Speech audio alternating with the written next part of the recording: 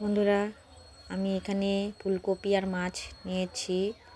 এখানে মাছটা ভালো করে ধুয়ে কেটে নুন হলুদ মেখে নিয়েছি। এখন মাছটা ভেজে নেব, ফুলকপিটাও কেটে নেব, আলু দিয়ে বানাবো। এখন একটা কড়াইতে তেল দিয়ে দিলাম, তেলটা গরম হয়ে গেছে। এখন মাছটা ভেজে নেব। সবগুলো মাছ দিয়ে দিলাম, মাছটা হালকা হয়ে গেছে। এখন মাছটা উল্টে দেবো।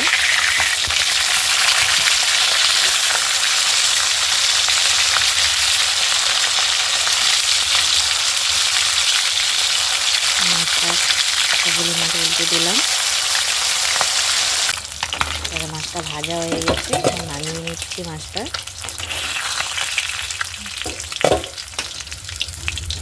মাছটা নামিয়ে নিলাম সবগুলি। এখন ফুলকপি আলুটা ভেজে নেব।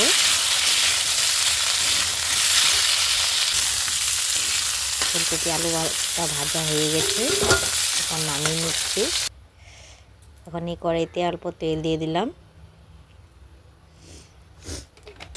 এখানে নেব জিরের গুঁড়ো,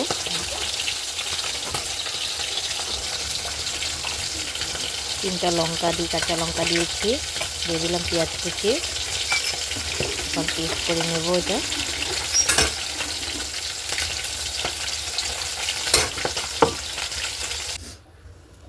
তো তেলটা গরম হয়ে গেছে, এখন মশলাটা দিয়ে দিলাম। এখন সম্বাকে কিছু দিইনি, মশলাটা দিয়ে নুন দিয়ে দিলাম স্বাদ মতো, দিয়ে দেবো হলুদ গুঁড়ো পরিমাণ মতো, দিয়ে দেবো শুকনো লঙ্কা গুঁড়ো, বেশি দিইনি, কালারের জন্য অল্প দিয়েছি।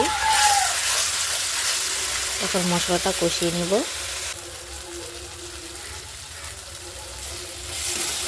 মশলাটা প্রায় কষানো হয়ে গেছে। এখন মেরে ভেজে রাখা আলু আর ফুলকপিটা দিয়ে দিলাম। এখন আলু ফুলকপিটা দিয়ে আরও 1 মিনিট ভেজে নেব।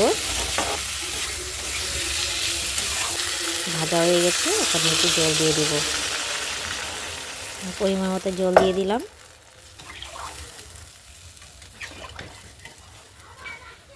দেখো ঝোলটা ফুটে উঠেছে। এখন মাছগুলি ভেজে রাখা মাছটা দিয়ে দিলাম। এখন ভালো করে জাল করে নেব। দেখো মাছটা হয়ে গেছে, এখন নামিয়ে নেব মাছটা।